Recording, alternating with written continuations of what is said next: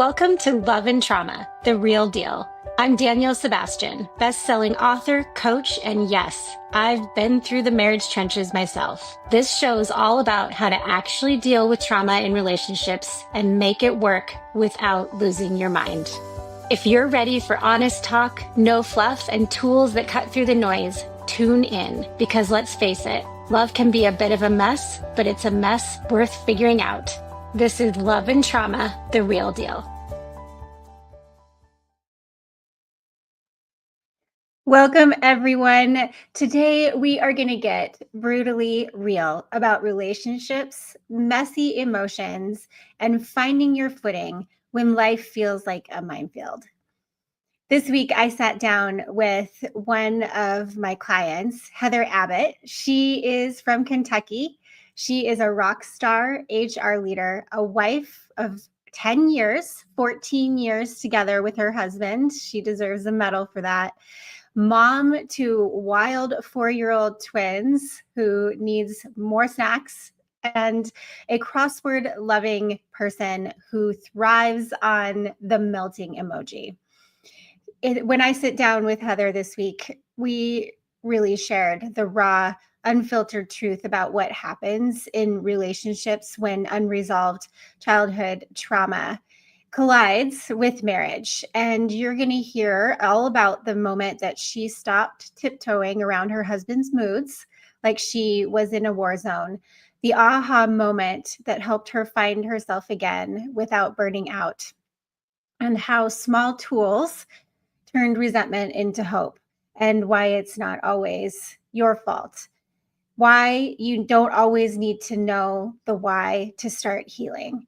And if you stay until the end, you are going to hear the life-changing insight that Heather's marriage changed everything and can change yours too. So if you have ever thought, is this it? This is the episode for you. This episode is all about talking about the real deal and giving you real tools and how Heather was able to change things around in her relationship. So with that, we will go to my interview with Heather. Why don't you just tell us a little bit about how you and your husband met, when you got married, that kind of thing?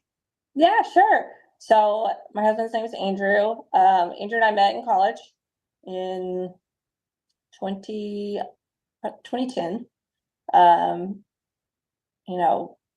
We were both in sorority fraternities. So I ended up being a sweetheart of his fraternity, and he was an anchor man in mine.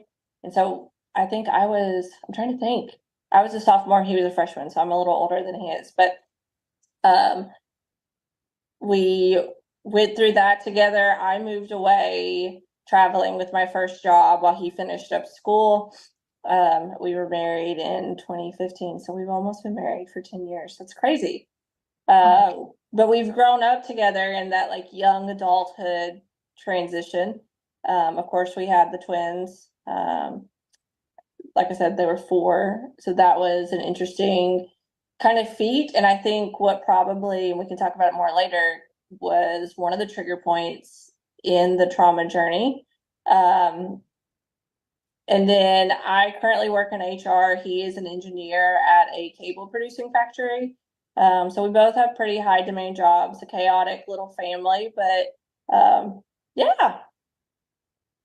I love that. And just tell me, did you guys have discussions about his past? Did you know that there might have been some trauma in his past throughout, before you got married? Not specifically. I mean, I will say I always kind of wondered. Andrew's family was divorced, so he grew up in a broken home. And it was always an interesting dynamic. I had not experienced that growing up, so it was a little different. I vividly remember there was a situation where we were going to visit, and his mom would not let me come to their home. And we had been dating for quite some time. And so I always thought that was just interesting that, your child is in a relationship with somebody and you won't even welcome them in their home. get it. His dad was always much more welcoming. And I kind of saw glimpses of how there was, I think, a competition between the two. And I think more so from his mom's side than his dad's. And so it was like he was constantly being pulled, wondering what the effect of this action would be. Is she going to see this as favoritism towards the other parent? It was just a very interesting dynamic, but we never vividly talked about kind of, was there any potential, mental, physical, or whatever abuse or traumatic past.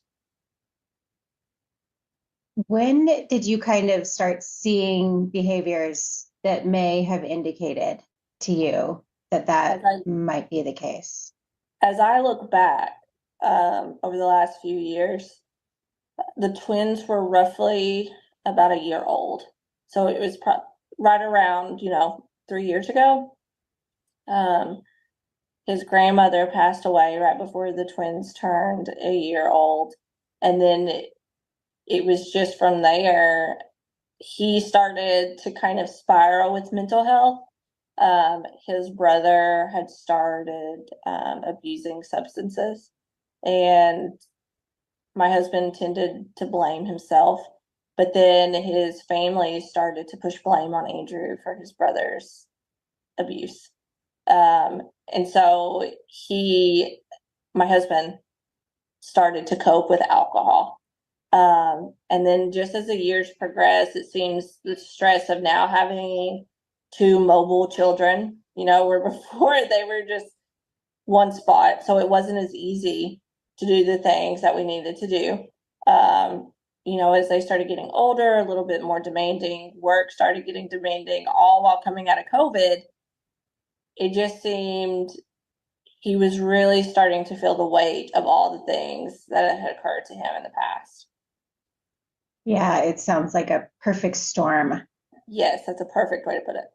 Perfect storm. And that is very common, where there's some sort of event, that can bring it forward, where it's like our marriage was just fine, right? And then all of a sudden I started seeing these behaviors. And it has a lot to do with something is just bringing up those deep down wounds to the surface. Right. How did some of those behaviors start affecting your relationship? I think to sum it up, I started getting very resentful. And then I would take moments where I was blaming myself, trying to figure out what I had done to put him in the mood that he was in. I'm a relatively positive person, and everything was negative to him, which started making me very pessimistic. And I was just unhappy, I think, and it was frustrating to me because we have we have like the American dream, right? We have a beautiful home, 2 children, a dog, 2 good jobs, and not knowing what caused it. And ultimately I'd be like, oh, what did I do? Like, I'm sorry if I rubbed you the wrong way. I'm sorry if I didn't do enough chores at home, or I'm sorry if I made this harder on you. But it just started making me resentful because it felt like I couldn't do the things I wanted to do, and I couldn't be a person other than mom, wife, making sure he stayed happy, or what I thought was helping him stay happy, taking care of the kids. And I was just done. There was no time for me, no time for anything I wanted to do. It was just tiptoeing around, which ultimately just has a huge negative impact on your mental health, physical health, all of it. So your husband did just have mood swings, essentially. Gosh. It felt like the smallest thing would just push him over the edge. He would get angry.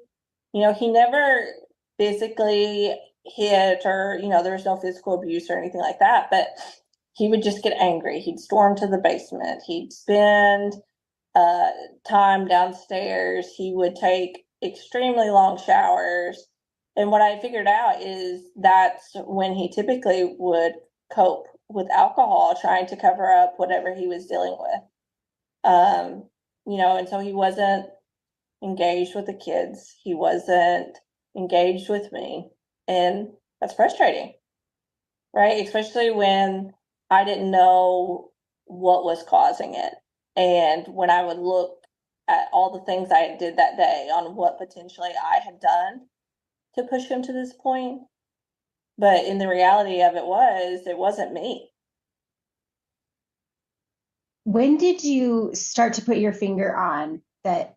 I wonder if there's something else going on here. Because like you said, everything was in your favor, right? Everything was there to make your husband happy, and he was so not happy. So I had started, it was earlier 24. I think it was March when I found your program, but around March. I'd started looking online, I had started praying. I went and talked to our pastor. Andrew came home one day and ultimately just told me, like, hey, I'm just not happy anymore. And he was like, I don't know if this is working. And I thought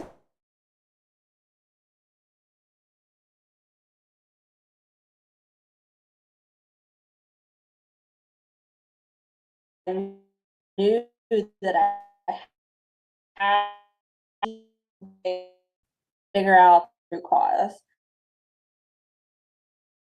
It was me, or identify something in myself would help around.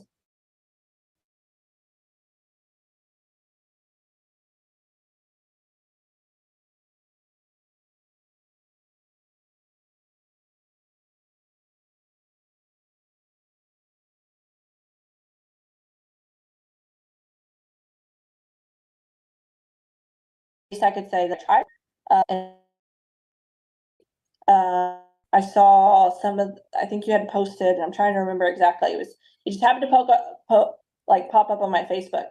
And it was like signs your partner may be experiencing from a traumatic past. And I'm reading these and I'm like, oh my gosh. Every single one, check, check, check, check, check. And I'm like, I got to figure this out. So I clicked, and then the rest is history. And so I think you and I were about halfway through the program, our one-on-one sessions, when we both, with your help, I kind of came to the realization that the trauma stems from his childhood. And still, I don't know exactly what has occurred or what hasn't occurred. I have an idea, because I'm still going through the program, trying and using the tools for myself and for him. But I think probably roughly about 5-6 months ago is when I really started realizing that this stems from a traumatic past from his childhood. Yeah, and it's really interesting because there just isn't a lot of information out there saying to anyone, especially people who haven't had a traumatic past, and this seems so foreign, Right. that, oh, these are some of the things, and that these are coping mechanisms that they needed, that they used to survive their childhood, that end up just being really not very helpful in adult relationships. Right, exactly. And I feel like just society today, if you look at the statistics, it's like 50% of all marriages fail. And that's substantial when you look at the big picture. And how many of those could be resolved but with a little bit of conversation with tools? And I think as women, we tend to fall into that caretaker role. So we want to make sure everybody around us is taken care of. But there's only so much we can do when somebody's dealing with something that maybe we don't know about. Yeah. We can be as supportive as we can be, but there are some things that I was doing, or that people tend to do, that honestly just trigger the person dealing with the trauma even more. Banging your head against the wall, trying to navigate the complexities of a relationship impacted by childhood trauma, it doesn't have to be this daunting. When you're married to a partner with unresolved childhood trauma, it can feel like you're walking on eggshells, never quite knowing what will set them off. No matter what you try, it feels like there's always something triggering another emotional response that seems completely out of context. And the harder you try to fix it, the more discouraged you feel. So what's the issue here? Navigating marriage with a trauma survivor is different. The love languages don't work. Date nights don't work. Self-help books don't help. But here's the good news. I've created something that does work. Something built from years of hard-earned lessons and real-life experience. Ready to take the first step toward real change? Let's talk.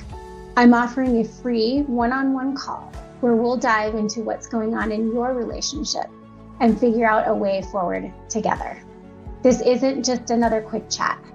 It's a chance to finally be heard, to share what you're going through with someone who truly gets it. No judgment, just real support.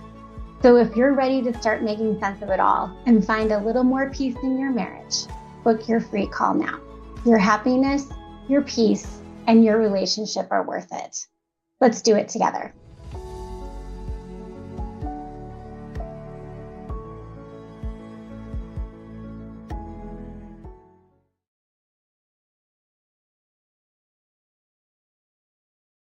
Know the why. Why is this happening? Why is this happening? And you just alluded to it, and I had to figure it out myself. That sometimes you don't need to know the details. Why? And releasing yourself from having to know that and just being like, I know what's happening. I know what the emotions feel like in my relationship. I'm able to identify them now. And it doesn't really I don't need to get to the deep down root of why it's happening. We just need to figure out how to deal with it better. Correct. And I think too, ultimately, I had to come to the realization that it really doesn't matter why it's happening, because ultimately I couldn't change whatever happened. I couldn't change what he went through as a child. But all I could do is support. And so those small little details really doesn't matter. No, and being there and realizing that trauma survivor, right? They Yes. never had anybody just be there for them, no matter what happened. And Right. That is so beautiful when you can be that person for someone else. I agree. And not pushing the issue to know the why is actually really comforting for both you and them. It's like, I love you no matter what. Yeah, it's definitely helped us grow stronger. I mean, don't get me wrong, things, still we're working through some of the ups and downs. Andrew is kind of leveling out more each week, which is good, but through all of it, I definitely feel closer, and I feel like our relationship is continuing to grow stronger. When 6, 7, 8 months ago, I really thought we were on the verge of being done. If there is somebody out there who is feeling the way you did, where it's like, oh my goodness, I don't know where to go from here. We are on the brink. What would you want to tell them would be the first step that they should take? I think for me, it was, not giving up, at least trying to see if this highlighted some tools either for you or for your partner.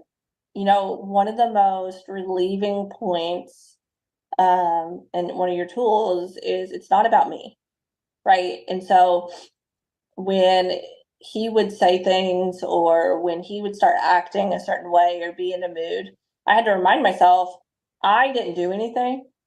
Unfortunately, I'm becoming the one who's taking the brunt of it. But you would reference it in your program of you have to put your shield up and remind yourself that it's not you. And so mentally, that helped me kind of climb out of the hole of resentment and just being unhappy, because then I could focus on in those moments when he was having a moment, let him go have his moment, and me and the kids would go do whatever me and the kids were doing. And I was able to find my joy again. Um, so just not giving up and at least trying, and reminding yourself it's not you. If they have a potential traumatic past, there's nothing you can do to fix it. All you can do is support. But knowing And how that's to support, not, yeah, yeah, it's not very intuitive. And it feels almost like women, especially, and I think men too, they want to make it better. And it just you just want to so fix it, right? you want to fix it, you want to make it better. But when you realize that every time you tried to do that and then you sat there wallowing in it, you actually were making it worse. Yeah, and It's, that's hard. It's a hard pill to swallow. it is, it is, but ends up being one of the things that can really make a big shift Yeah, yeah. in the relationship. And at the time that I met you, your husband was not seeing anyone and didn't really didn't acknowledge No, or believe it's that almost in this, denial. Yeah. yeah, that this had anything to do with it. But throughout the program, tell me what your husband ended up doing. He ended up starting to see a therapist again. And so he still is seeing a therapist. And I think one of the biggest moments that I felt was like a turning point is we went on vacation with my family, and he actually scheduled 2 therapy appointments during vacation, which was huge, right? Like to take that step to not only do it consistently, but then to do it even when you're going to be out of town or scheduling an additional appointment when you feel like you might struggle. So he has recognized how much it does help him. Now, I still think there's some growth that there's, and this is me assuming, by no means do I know, but I think that there's still some things that he needs to open up to with his therapist to truly process. But he has appointments every Tuesday evening, and it's a non-negotiable. When he has these scheduled, it goes on our calendar, and whatever needs to happen to make sure he goes happens, right? Like I tell him, like, you need it, it's working, you feel better, don't worry about the other. So that was a big win when he started going consistently again. A lot of the questions that I get from people is, how do I make my husband get help? What would you say to that? That's a hard one. You don't want to come across as that nagging wife, right? But I, and I may have told a little white lie, um, but I knew that you and I were having these meetings. Yeah. And so I was like, well, I'm going to a therapist because you kind of were like my therapist. And I said, I'm doing it, before I get home. I'm doing it over the phone, like Zoom or FaceTime or whatever. And I actually found online, it's called growtherapy.com. Love And it. it was a game changer because for him, his biggest struggle was when he was seeing a therapist before, it was in person, trying to get an appointment that didn't interfere with work, that he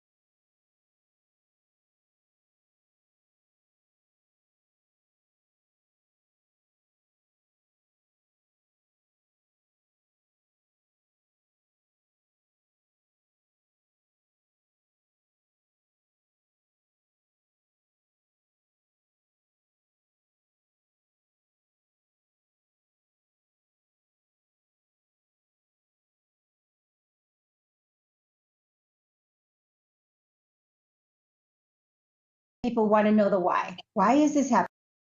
He has appointments every Tuesday evening, and it's a non-negotiable. When he has these scheduled, it goes on our calendar, and whatever needs to happen to make sure he goes happens, right? Like, I tell him, like, you need it, it's working, you feel better, don't worry about the other.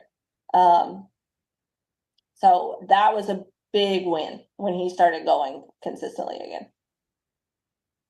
A lot of the questions that I get from people is, how do I make my husband get help? What would you say to that? That's a hard one. You don't want to come across as that nagging wife, right? But I may have told a little white lie. But I knew that you and I were having these meetings.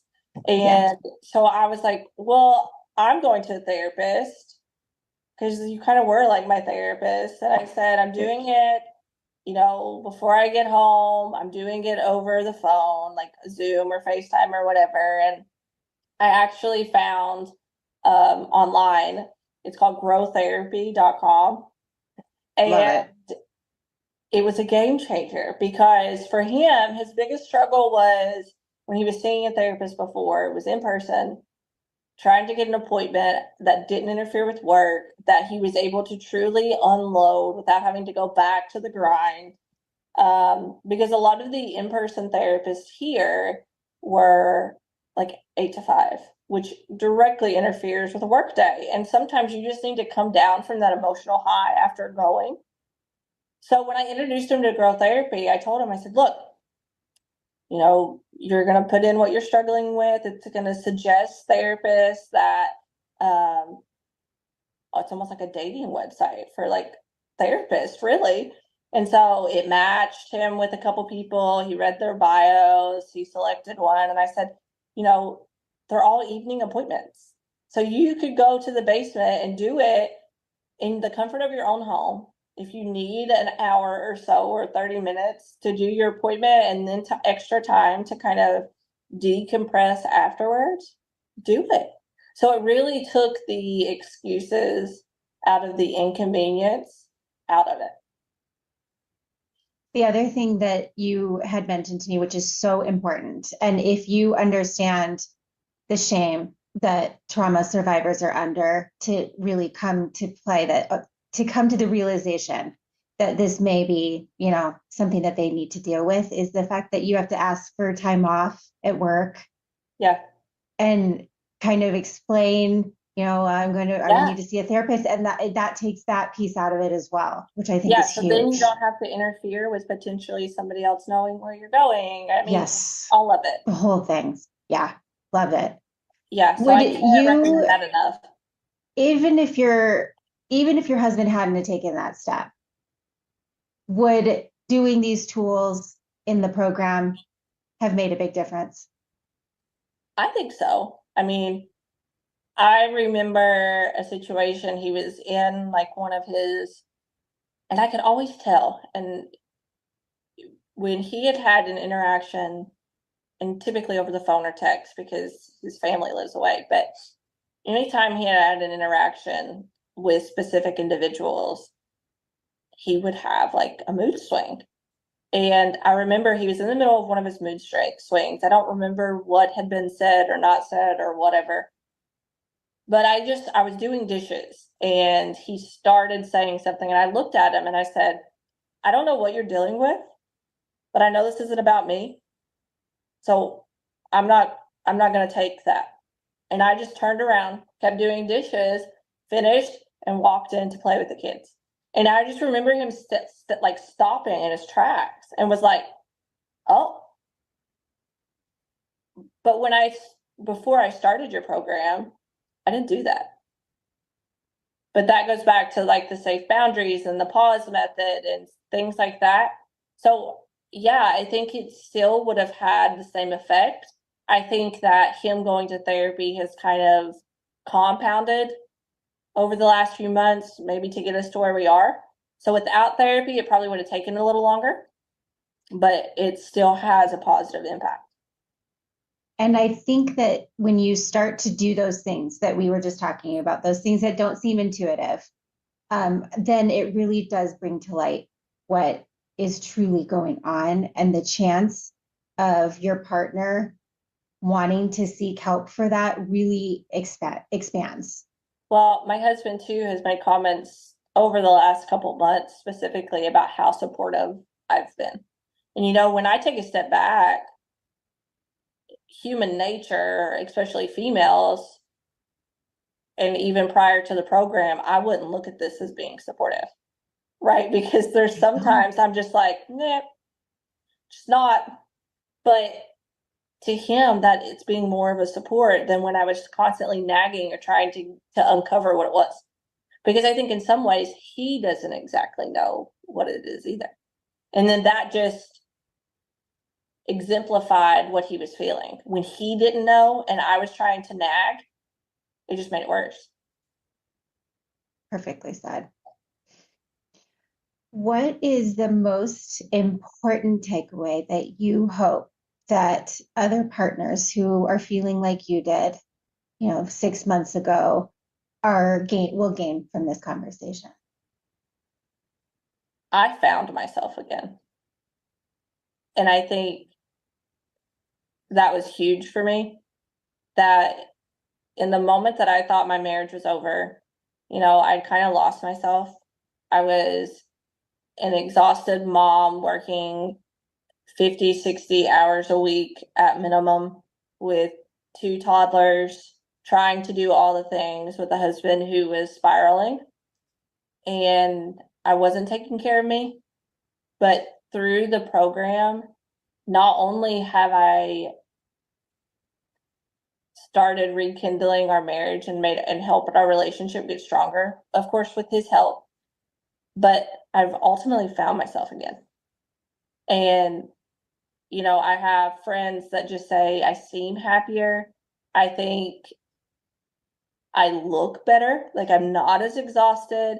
I've started going back to the gym again, which I hadn't done in months on months on months because I was so guilty taking that time for me because I felt like that was causing him to do those things. When ultimately, by me taking care of me, he's starting to take care of him. That's so so beautiful. In the midst of it, as terrible as it is, when you climb out of it, and not give up, not only will your relationship be stronger, but you'll be stronger as an individual.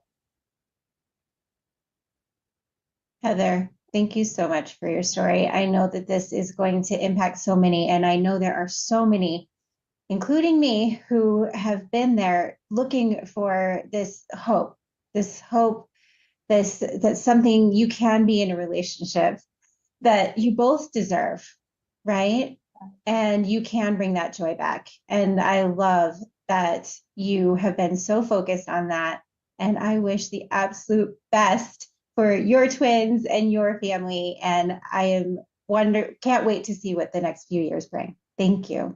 Thank you. And I'm so thankful as well. The relationship that we've built has been beautiful, and just the support and, realizing I wasn't alone in going through this. And there's so many other people that none of us are alone, and we just got to help each other through it. Thank you so much.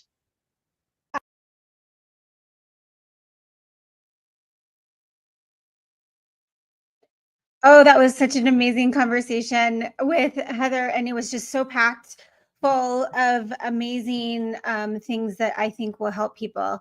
But I did want to point out 3 things that I really hope that everyone heard throughout this interview. And the first one is that you are not alone.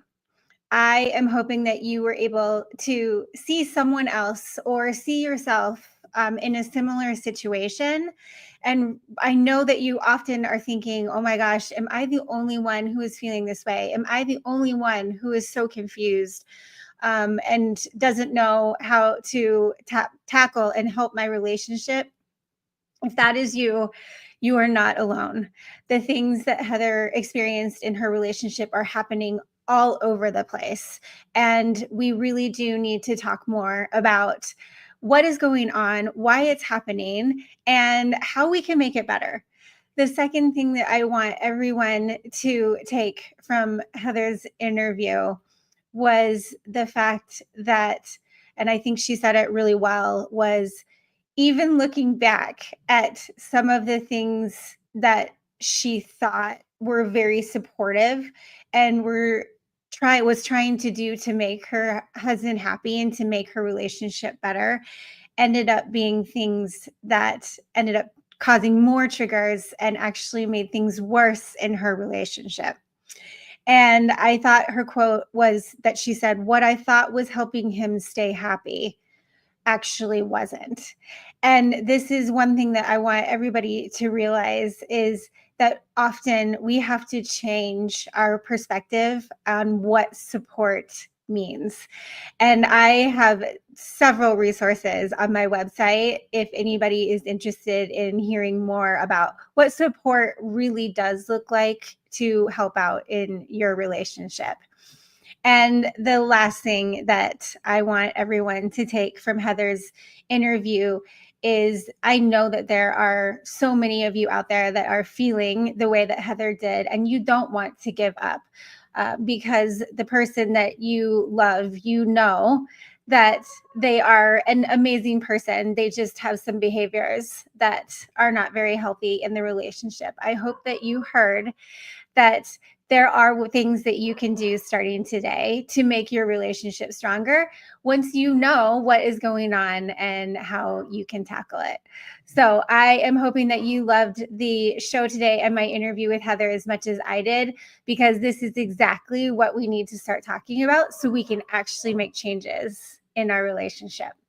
Thank you so much for joining, and we'll see you next time. All right, that's a wrap for today on Love and Trauma, the real deal.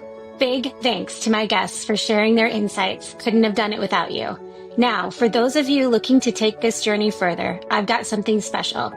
Head to my website to grab Real Tactics, Real Healing, a survivor's playbook for navigating a relationship with a trauma survivor. It's packed with everything you need to know, do, and say to navigate the emotional minefield, find your balance, and regain your self-worth and happiness.